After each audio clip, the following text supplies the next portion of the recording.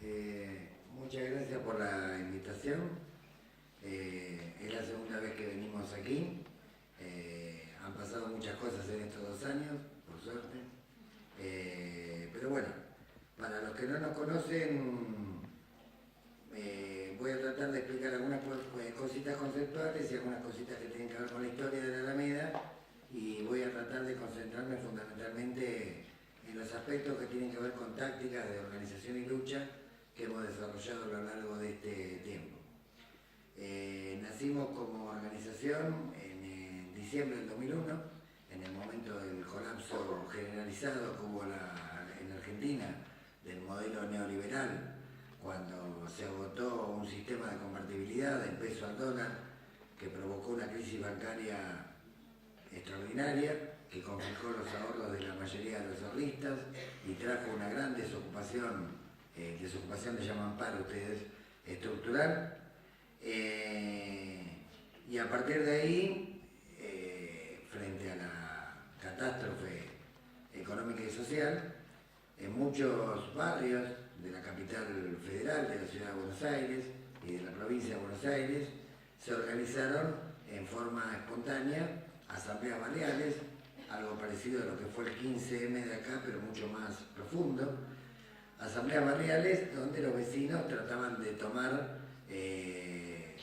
resoluciones de emergencia en sus barrios respecto a la alimentación, respecto a la vivienda, respecto a la educación, frente a un Estado que estaba en bancarrota.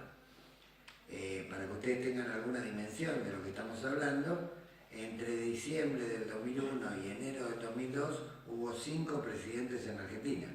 O sea, para que vean el grado de inestabilidad profunda que había política, social, que hizo que muchísima gente que hasta ahora nunca había tenido ningún tipo de compromiso social se involucrara, digamos, en las movilizaciones populares. Esto terminó cambiando a toda la Corte Suprema de Justicia, terminó generando un movimiento de obreros que recuperaban fábricas que estaban cerradas, fortaleció muchísimo un movimiento de trabajadores desocupados que empezaron a plantear de alguna manera su inclusión dentro del sistema productivo, y en las asambleas barriales fueron laboratorios del movimiento social que fueron elaborando infinidad de políticas públicas, digamos, que chocaban de alguna manera con el modelo neoliberal privatista, individualista, que regía en la década anterior.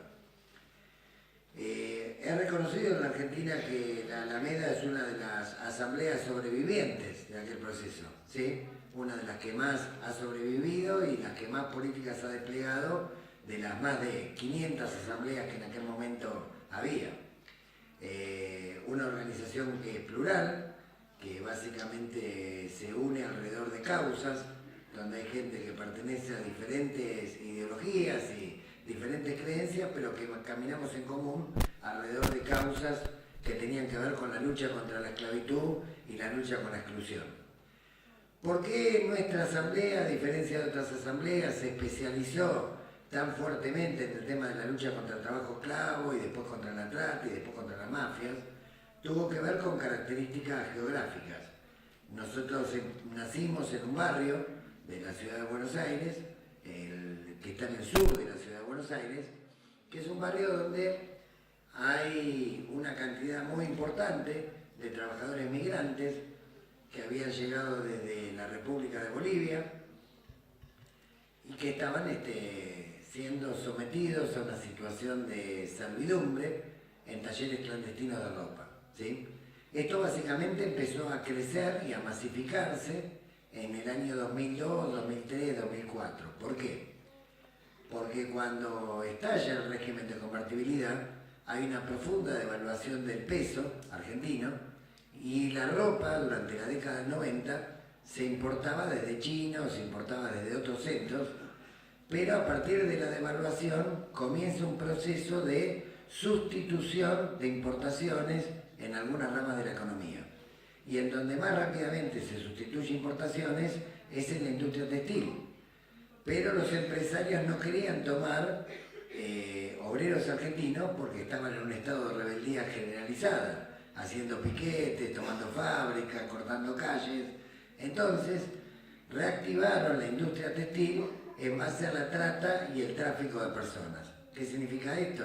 Significa que iban a países hermanos, limítrofes con Argentina, a pueblos donde había gente que estaba en situación de extrema pobreza y extrema vulnerabilidad, y les ofrecían venir a trabajar en la Argentina, les pagaban el sueldo, les pagaban el traslado, les ofrecían casa, dinero, posibilidad de que pudieran ayudar a sus familias de origen, ¿sí?, trabajando en Argentina, y con este cuento de hadas, digamos, se los traía engañados y después se les retenía el documento, los golpeaban, los reducían a servidumbre y los obligaban a trabajar en jornadas interminables de 14, 16 horas en gran escala. Para que ustedes tengan una dimensión de lo que estamos hablando, el 78% de la industria textil está basada en talleres clandestinos con trabajo esclavo. Estamos hablando de aproximadamente más de 400.000 trabajadores, estamos hablando de la abrumadora mayoría de las marcas de ropa conocidas que han basado su producción concretamente en este tipo de prácticas, y estamos hablando de un sistema incluso que es peor al de las maquilas, ¿sí?, al que ya se conocía en el sudeste asiático o en Centroamérica, que básicamente son prácticas de trabajo forzoso de 14, 16 horas, pero donde los trabajadores en algún momento volvían a sus casas. Acá los talleres clandestinos no vuelven a sus casas. Su casa es el mismo lugar donde lo explotan. Por lo tanto, la dependencia del patrón, del esclavista, es las 24 horas del día. Nosotros cuando hablamos de trabajo esclavo, decimos que el trabajo esclavo es una forma agravada del trabajo forzoso. Como ustedes saben, según la OIT, la Organización Internacional del Trabajo, el trabajo forzoso es aquel trabajo que se desarrolla más de 12 horas sin ningún tipo de derecho legal o derecho gremial. Bueno, el trabajo esclavo es lo mismo, pero agravado por el hecho de que la persona que está siendo explotada vive las 24 horas junto al patrón que lo explota. Por lo tanto, se producen además un montón de abusos más fuera del horario o del pequeño horario que queda para, entre comillas, descansar, ¿sí?, que van desde el abuso sexual, van desde la servidumbre doméstica, van desde la pedofilia, o sea, un montón de delitos graves más, ¿sí?, se multiplican, digamos, dentro de esos talleres clandestinos, herméticamente cerrados, donde, digamos, la gente es reducida a la esclavitud. Nosotros nos involucramos en estos temas porque eran los temas que estaban en nuestro barrio, o sea, eran los temas que estaban. Cada asamblea barrial que había surgido en aquella época se había juramentado tratar de luchar por una democracia más equitativa, más inclusiva, por tratar de generar la solidaridad. Y bueno, nuestra asamblea no podía desentenderse de lo que pasaba en su propio barrio. Y en nuestro propio barrio lo que estaba pasando es que estaba llegando en una cantidad muy grande migrantes bolivianos, ¿sí?, que eran encerrados en casas y reducidos a la servidumbre. Fue por eso que empezamos a interiorizarnos de este fenómeno. ¿Por qué? Porque nuestra asamblea tenía un gran trabajo comunitario. Teníamos un comedor popular, que al principio era una olla popular, no sé si acá se sabe lo que es una olla popular. Sí. Bueno, una olla popular que después terminó siendo un comedor comunitario, donde todos nos rotábamos en las tareas para garantizar la asistencia alimentaria, que en aquel momento era muy urgente, muy necesaria.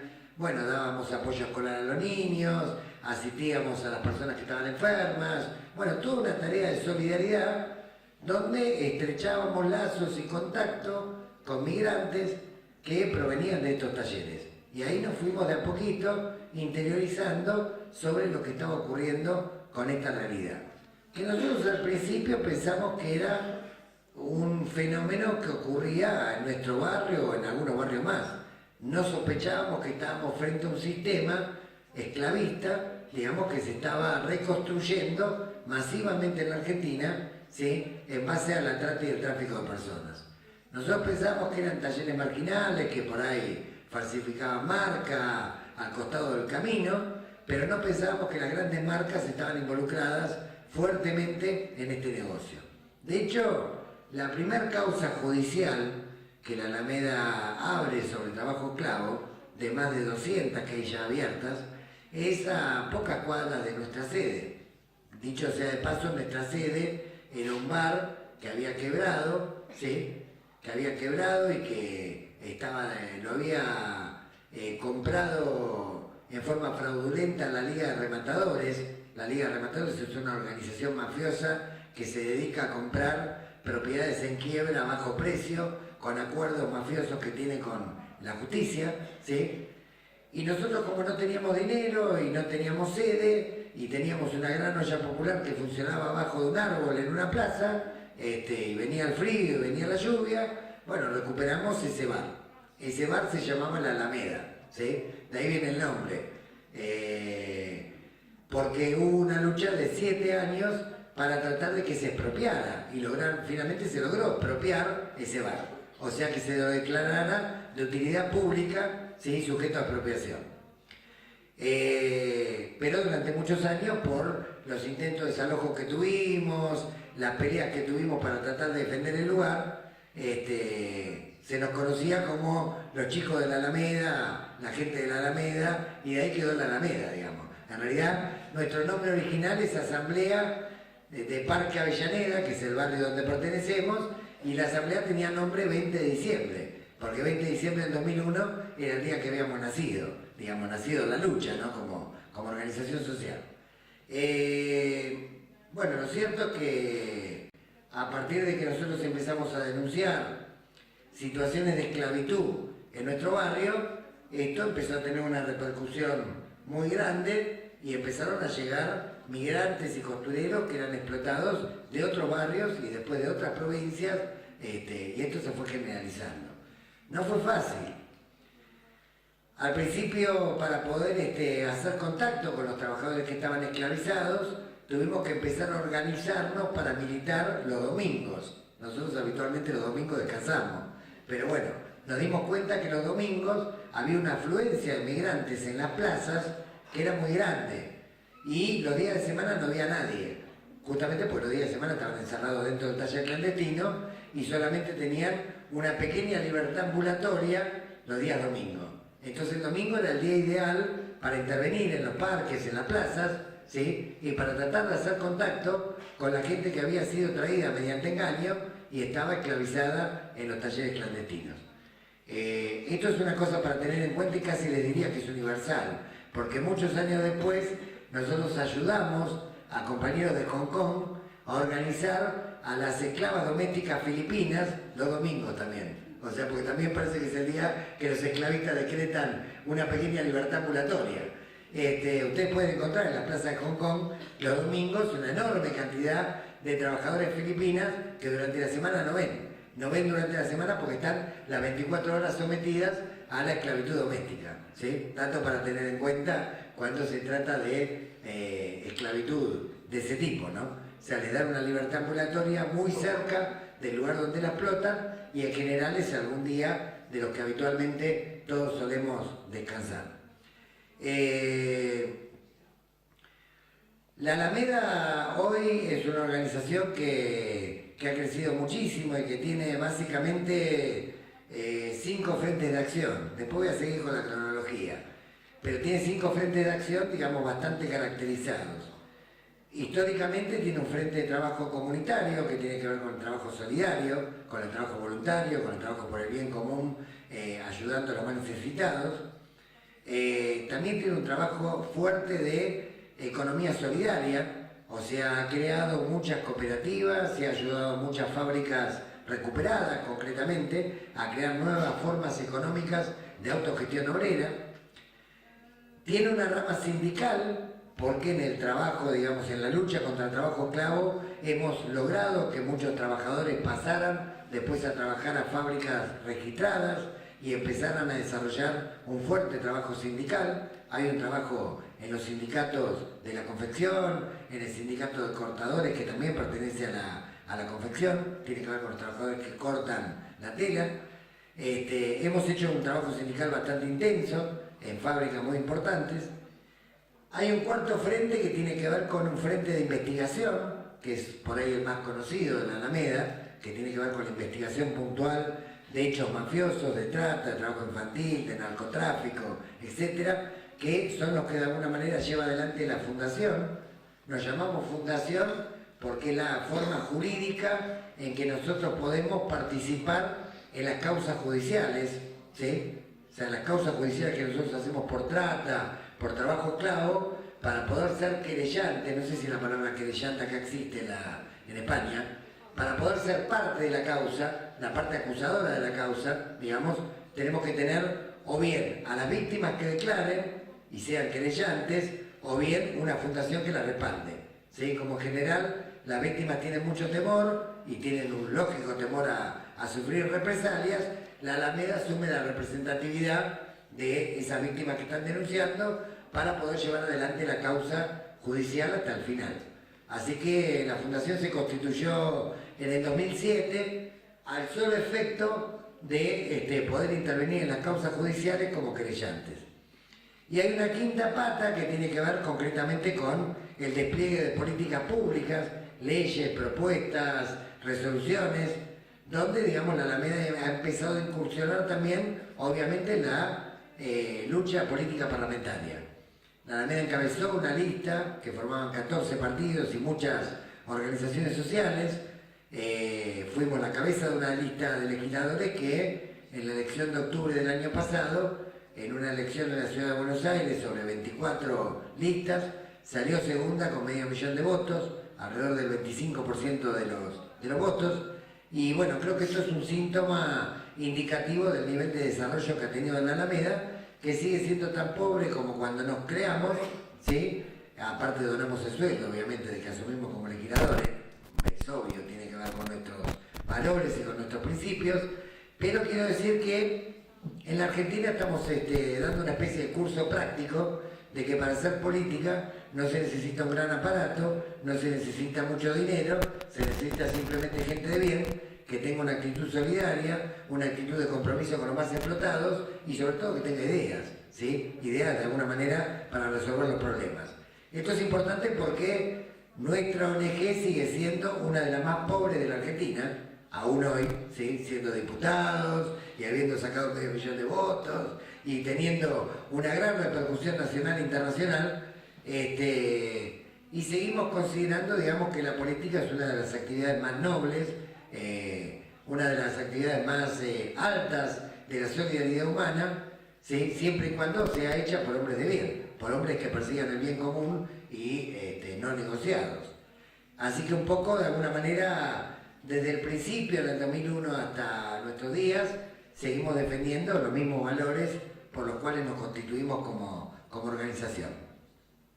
Quiero hacer también un paréntesis en la historia de la Alameda para desarrollar un poquitito el concepto de qué entendemos por mafia, ¿sí? Y qué entendemos por crimen organizado. Las tres actividades en el mundo que dan dinero más rápido y en mayor escala, ilegales, tienen que ver con el tráfico de armas, el tráfico de personas y el tráfico de drogas, ¿sí? Son las tres actividades más lucrativas que hay en el mundo del AMPA, ¿sí? Las que más negocios generan, pero son actividades que no se pueden desarrollar en gran escala si no cuentan con la complicidad política, judicial y policial, ¿sí? Por lo tanto, requieren de cierta organización de la propia mafia para poder desplegar ese delito que atenta contra la vida, contra la libertad y la dignidad de las personas, y necesita de cierta organización con respecto al Estado. O sea, tiene que tener sectores de la justicia que los encubran, tienen que tener sectores de la fuerza de seguridad, tienen que tener sectores de migraciones, tienen que tener sectores de la política. O sea, es imposible desarrollar en gran escala un sistema de distribución o de producción o de exportación de drogas si no existe complicidad estatal. Es imposible desarrollar un esquema de trabajo esclavo, incluido el infantil, en gran escala, sin complicidad estatal, ¿sí? Del mismo modo que también es imposible traficar armas sin complicidad estatal. Quiero decir, se le llaman a todos estos delitos crimen organizado porque, de alguna manera, son crímenes que solamente se pueden llevar adelante en base a la organización de un sistema parainstitucional que funciona a su vez en complicidad con la institucionalidad, ¿sí? O sea, con sectores del Estado. Y a esto también le llamamos procesos de acumulación mafiosa de capital, porque son las formas más rápidas a través de las cuales se puede acumular capital de manera ilegal y después blanquearlo a través de otro instrumento del crimen organizado, que es el lavado de dinero, ¿sí? El lavado de dinero es una parte fundamental dentro del esquema que permite que todos estos negocios que atentan contra la vida o la libertad humana, ¿sí? Y dan enormes dividendos, hacen, digamos, ese dinero, fruto de esa explotación, se convierta en legal a través de distintos mecanismos de lavado de dinero, como son, por ejemplo, sociedades anónimas, sociedades offshore, fideicomisos, o a través del juego. Bueno, hay muchos mecanismos a través de los cuales el Estado permite en forma corrupta que ese dinero ilegal se transforme en legal, ¿sí? Ahora, esto no es nuevo en la historia del capitalismo. Esto es tan viejo como el capitalismo. Y es tan viejo como el capitalismo porque en realidad nadie se hizo rico trabajando en el capitalismo, ¿sí? Voy a dar ejemplos concretos. A ver, Inglaterra, que es el padre del capitalismo, no podría haber sido lo que fue sin la esclavitud de todo el continente africano, ¿sí? Es viejo ya, parece que prescribió el delito, pero el delito existió, ¿sí?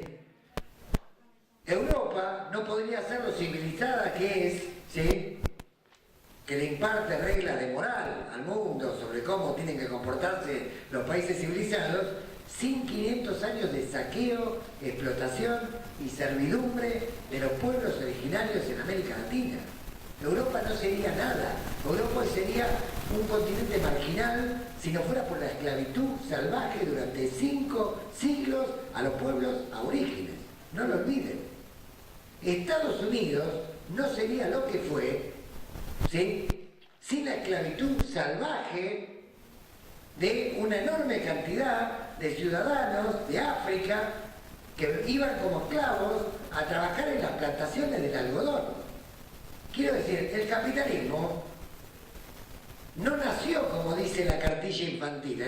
Marx decía que había una cartilla infantil que solían repetir los capitalistas al inicio del capitalismo, que decía, bueno, había una vez una sociedad donde había gente que trabajaba todo el tiempo sin tesón y que no tenía descanso, ¿sí?, sin parar. Y bueno, desatendía a su familia, se sacrificaba por progresar, y había otro grupo que mientras ocurría esto, eran haraganes, vagos, trabajaban poco, iban a tomar cerveza, vodka, etc. Bueno, los primeros se convirtieron en los capitalistas y los segundos en los proletarios. Bueno, evidentemente las cosas no son como cuenta infantilmente el capitalismo que ocurrieron. En realidad hubo un proceso de acumulación mafiosa de capital, ¿sí?, donde inclusive al interior de la propia Inglaterra fueron saqueados los campesinos y perdieron sus propias tierras y fueron condenados a la esclavitud infantil, etcétera, etcétera, la explotación de Irlanda. Podríamos hacer una larga historia sobre cómo en los orígenes del capital, ¿sí?, aparece el capital chorreando lodo y sangre por todos sus poros. Bueno, ¿qué pasa? En la época del capitalismo globalizado, después del final de la Guerra Fría y después de la caída de los regímenes totalitarios estalinistas que habían fracasado a todas luces, hay un montón de áreas en el mundo donde se vuelve a recrear el escenario de acumulación mafiosa de capital, ¿sí? Por ejemplo, ustedes recuerdan que en agosto del 91 hubo una revuelta en Moscú que generó, digamos, el anuncio de que la ex Unión Soviética, otrora potencia de la Guerra Fría, retornaba al capitalismo. La pregunta del millón en el año 91, 92, 93 era, bueno, retornan al capitalismo, muy bien. ¿Y quiénes son los capitalistas? ¿Dónde están? Porque en Rusia supuestamente estaban todos más o menos viviendo en condiciones de relativa igualdad, más allá de que fuera injusto, totalitario, digo, pero no había ricos. ¿Quiénes iban a ser? La pregunta era, a ver, ¿cómo vuelve Rusia al capitalismo? son las multinacionales que lo invaden, ¿sí? Y se apropian de alguna manera del país como si fuera una colonia, como si fuera Puerto Rico. O Rusia genera su propia burguesía. Y si Rusia genera su propia burguesía, ¿quiénes van a ser los burgueses? Y lo más importante, ¿de dónde van a sacar la plata? Bueno, la respuesta se dio en el año 90. En toda la década del 90, el crimen organizado, o sea, el tráfico de armas, de droga, ¿sí? El tráfico de personas, fue el motor, y el tráfico de armas nucleares sobre todo, fue el motor, la palanca de la acumulación mafiosa de capital que hoy permite que haya una burguesía rusa, ¿sí? Está el señor Putin y el saco de corbata y un montón de gente que dice que son burgueses, ninguno puede explicar de dónde sacó la plata, ¿se entiende? Pero ya está, ya son burgueses, lavaron el dinero de todos sus crímenes, ¿sí? Y ahora hay un régimen burgués en Rusia, bien constituido, y todos nos damos cuenta que fue producto del robo, ¿sí? ¿Por qué? Porque pasó hace poquito, porque pasó hace 10 años. Pero no nos damos cuenta que fue producto del robo lo que pasó en Europa, ¿sí? Porque fue la época de la conquista de América, o lo que pasó con Inglaterra. ¿Se entiende? Entonces, hemos vuelto a tener, en otras formas y en otras condiciones, procesos de acumulación mafiosa de capital. Y en la Argentina, el neoliberalismo, la Argentina fue casi, digamos, el país más obediente con el neoliberalismo en la década del 90. Privatizó todo, absolutamente todo. Los trenes, el agua, la electricidad, produjo despido estructural. O sea, el gobierno de Menem fue uno de los más neoliberales de todo el continente, ¿sí? Bueno, y llevó a la quiebra al país. Llegó un momento que quebró. El endeudamiento financiero, la desocupación estructural, el callejón sin salida al que llevan en última instancia las políticas neoliberales hizo explotar al país. El país explotó. O sea, un buen día los bancos se llevaron los ahorros de toda la clase media y se fueron, ¿sí? Y la clase media se quedó sin ahorros y los pobres se quedaron sin trabajo y eso generó un estado insurreccional que es el que produjo estos 5 presidentes y todos los cambios que vinieron en la década después. Ahora bien, en Argentina, la burguesía que había surgido en la época de la Guerra Mundial, vinculada de alguna manera al desarrollo y a la exportación de alimentos durante las guerras mundiales, que permitió desarrollar una industria, estoy hablando de mediados del siglo pasado, esa burguesía había entrado en agonía en la década del 70 y en terapia intensiva y casi muerte y extinción en la década del 90. O sea que cuando esta crisis del 2001 estalla en la Argentina prácticamente no hay clase dominante. O sea, la gente rechaza a las multinacionales, rechaza a los grandes bancos, ¿sí? Y la clase política está suspendida en el aire. Entonces lo que viene después es un proceso de recreación, ¿sí?, de la burguesía local. Y el proceso de recreación de la burguesía local en la Argentina, ¿sí?, obviamente siguió la receta de siempre. La receta de siempre que siempre tuvo el capitalismo, que básicamente es la acumulación mafiosa de capital. Entonces hoy en la Argentina tenemos un país que se ha convertido en el primer consumidor latinoamericano de cocaína, en el tercer exportador mundial, que tiene 500.000 de personas esclavizadas literalmente, el 35% de la población económicamente activa precarizada, ¿sí?, que tiene récord de prostíbulos, más de 10.000 prostíbulos expandidos en todo el territorio de la capital de la Argentina, a pesar de que estén prohibidos por ley, que tiene récord en no condenar a nadie por lavado de dinero. No, hay 2 condenas en los últimos 25 años por lavado de dinero, y son condenas menores a gente que prácticamente cometió delitos absolutamente leves. Entonces, hay una atmósfera de corrupción y de mafiosidad muy grande, ¿sí? Ahora, eso sí, han surgido en estos 10 años un montón de empresarios que no pueden explicar el origen de su capital. Un montón de marcas de ropa, un montón de empresas constructoras, hay barrios enteros ricos de gente que uno hace 10 años lo veía y ni sospechaba que iban a ser ricos, ¿sí? Es decir, se ha generado una especie de capitalismo de amigos alrededor del Estado y en base a un proceso de acumulación mafiosa de capital. O sea, apelando a las palancas que permiten acumular dinero más rápido, que tienen que ver con la mafia, que tienen que ver con el crimen organizado. Por eso cuando algunos periódicos de España caratulaban o caracterizaban al gobierno actual como un gobierno chavista, nosotros siempre le respondíamos que no. Lo más parecido a la Argentina es la Rusia de los 90. Es lo más parecido. O sea, porque en el 2001, la Argentina cuando quiebra, ¿sí?, prácticamente no tenía clase dominante local, ¿sí? Y la gente tenía un gran odio a las multinacionales y en ese contexto la clase política recreó una nueva clase burguesa, pero la recreó a la manera del capitalismo, o sea, como lo hizo Inglaterra en el pasado, como lo hizo Europa también, como lo hicieron todos, ¿sí? En este sistema absolutamente injusto, nadie se convierte en capitalista en base a su nobleza y honestidad y virtud.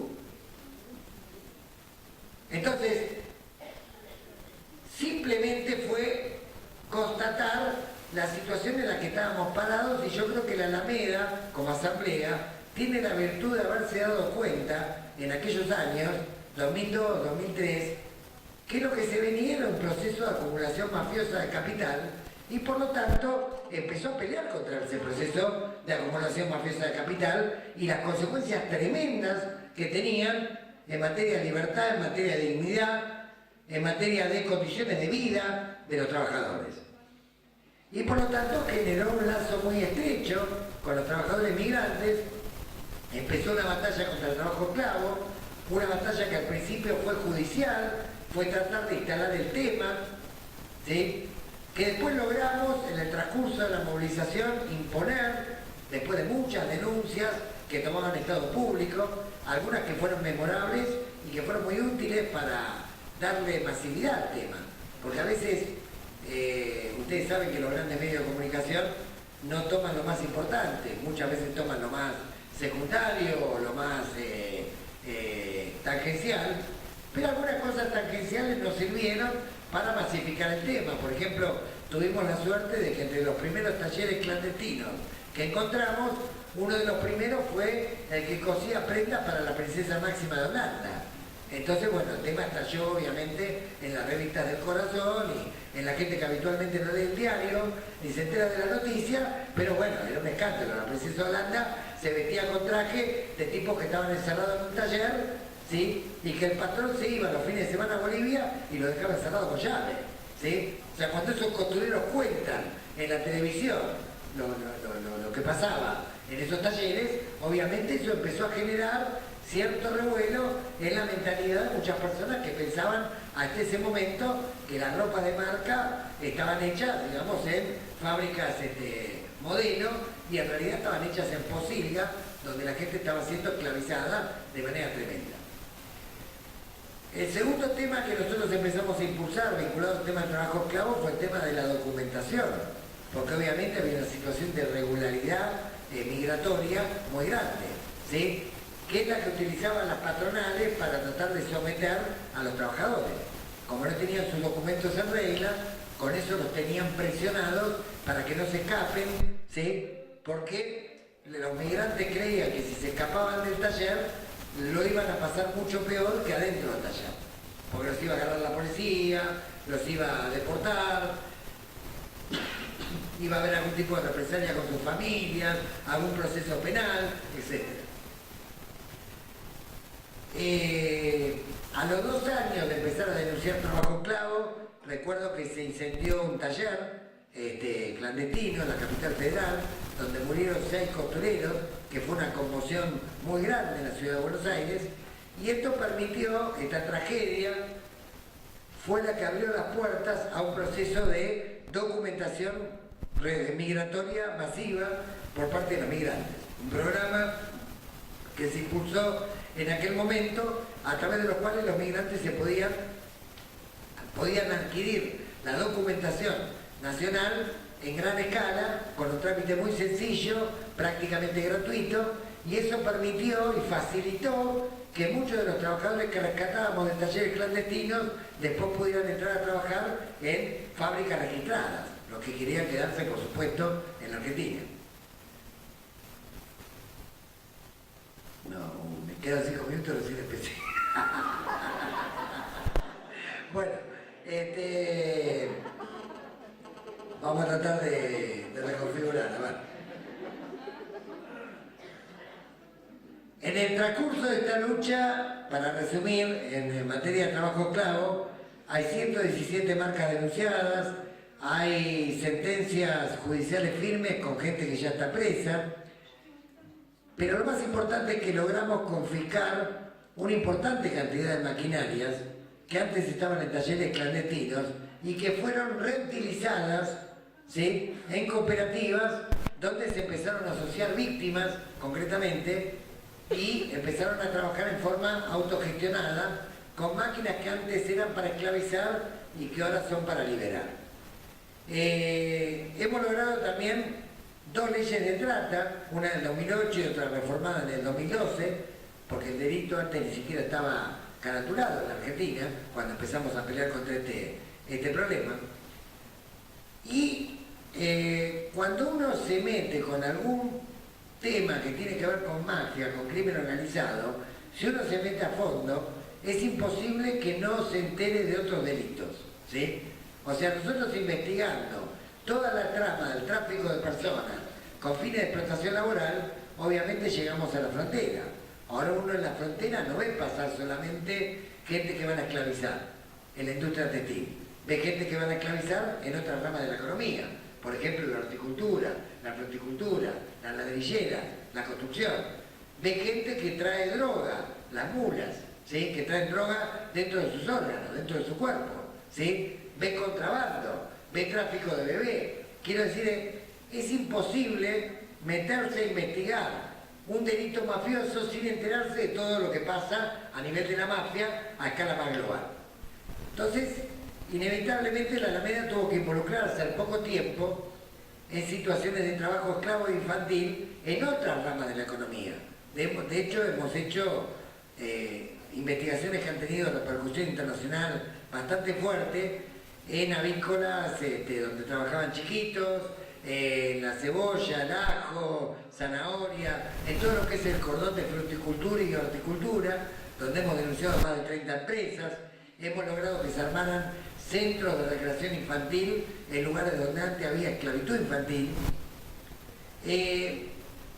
Inevitablemente también tuvimos que involucrarnos en la trata con fines de explotación sexual.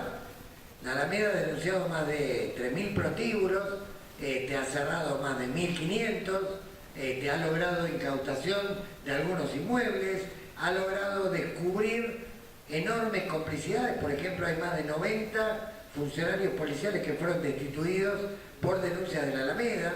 Hemos encontrado prostíbulos hasta de miembros de la Corte Suprema de Justicia. O sea, bueno, esto también fue una causa que fue creciendo muchísimo y que, bueno, que después en el taller de la tarde vamos a tratar de desarrollar con mayor detalle, porque es un capítulo muy largo, pero que tiene que ver con muchos años de la lucha de la Alameda. Y por último, inevitable pelear contra la trata laboral, contra la trata sexual, contra el tráfico de bebés, contra el tráfico de órganos, sin encontrarse cada 2 minutos con el narcotráfico, que es una red, la más importante, ¿sí?, que maneja de alguna manera la mafia. Hemos empezado a preparar y a lanzar y a organizar redes antimafia, que son multisectoriales, que se van armando pueblo por pueblo, provincia por provincia, barrio por barrio, para no solamente hacer tareas de asistencia y de rescate y de orientación de víctimas, sino para salir al ataque contra la mafia. Está lleno el mundo de organizaciones que se dedican a asistir víctimas, pero por cada 2 víctimas que asisten, caen en la esclavitud 200.000 más. Entonces quiero decir, a ver, si ustedes se quieren ir a dormir tranquilos, con su conciencia limpia, de que han hecho una obra de bien, pueden dedicarse a la asistencia de 2 víctimas, mientras ven que 200.000 víctimas más son esclavizadas todos los días, ¿sí? Pero sepan que con eso no alcanza, sepan que no sirve, sepan que a la mafia, si no se la enfrenta de frente y colectivamente no la derrotamos, ¿sí? Y sepa que hay países como en Italia, donde la gente un buen día se organizó en una red de 1500 organizaciones y empezó a enfrentar a la mafia, ¿sí? Que fue la red Libera, ¿sí? Empezó a enfrentar a la Cosa Nostra, a las principales mafias, concretamente, que estaban en aquel momento, a principios de los 90, azotando el país. Y les quiero dar un solo ejemplo, para terminar, que tiene que ver con un caso de una marca de ropa, para que vean cómo se mueve la mafia, digamos, cuando logra que un Estado corrupto le habilite el paso. Hay una marca que nosotros denunciamos de ropa local, argentina, pero que exporta a varios países, bastante conocida en Latinoamérica, que se llama Soho, ¿sí? Esta marca, que es una marca de ropa juvenil, nosotros la habíamos denunciado por trabajo esclavo, por basar su producción en talleres clandestinos, y logramos probar, digamos, que había evidentemente una planificación de utilización de talleres clandestinos para explotación laboral de migrantes que venían engañados desde Bolivia. El dueño de esta marca, nosotros lo fuimos investigando a lo largo del tiempo y le habíamos probado, como dije recién, trabajo esclavo, trata de personas con fines de explotación laboral. Resulta que el dueño de esta marca era socio de otra empresa que se dedicaba a contrabandear, a traer de contrabando autos de alta gama, como Ferrari, como Porsche, ¿sí? Con franquicias diplomáticas. ¿Qué significa esto? En embajadas de países pobres, corruptas, ¿sí? Conseguían franquicias que tienen los diplomáticos para poder traer autos de alta gama al país donde son diplomáticos al 50% del valor y los revendían al 100%. Negocio redondo, ¿sí? O sea, les compraban la franquicia diplomática a embajadas de países chiquitos y contrabandeaban autos. Al dueño de Soho, de esa marca de ropa, que además contrabandeaba autos con franquicia diplomática, le encontramos otro socio de otra empresa que era un narcoprostíbulo. ¿Qué es un narcoprostíbulo? Un lugar donde no solamente hay trata y explotación sexual, sino además venta de estupefacientes, ¿sí? Y al dueño de Soho, que además de contrabandear autos, además de trabajo esclavo, además de trata sexual y de venta de estupefacientes, le encontramos otro socio, que es una financiera, que en este momento está en la tapa de todos los diarios de la Argentina, que tiene que ver con el lavado de dinero, ¿sí?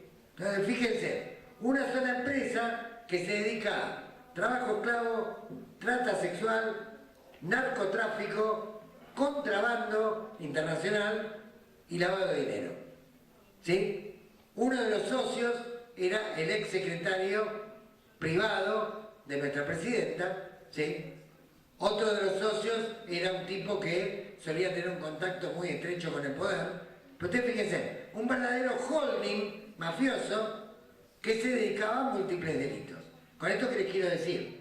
Les quiero decir que si ustedes investigan una red, por ejemplo, de trata sexual, que trae mujeres rumanas para explotar sexualmente en España, si ustedes se ponen a investigar esa red, seguramente van a encontrar más delitos. Quiero decir que se dedica a un delito, se dedica a varios. Una vez que logra corromper el circuito a través del cual trafica personas, después además de personas, si puede también trafica armas, si puede también trafica drogas, si puede también trafica órganos. ¿Se entiende? Porque lo que le importa a la mafia es el dinero. Y si tiene el territorio liberado para poder traficar lo que sea, lo hace. ¿Se entiende? Entonces, es equivocado, la experiencia nos enseñó que es equivocado pelear contra estos delitos por separado, ¿sí? Por ejemplo, que uno se especialice en luchar solamente contra el trabajo esclavo, ¿sí? Porque cuando vos investigás a los tipos que esclavizan, te das cuenta que en realidad estos tipos esclavizan y desarrollan delitos mafiosos en múltiples direcciones y que la pelea tiene que ser integral. Por eso hablamos de mafia, ¿se entiende? Y no solamente de trata, o no solamente de narcotráfico, o no solamente de trabajo infantil,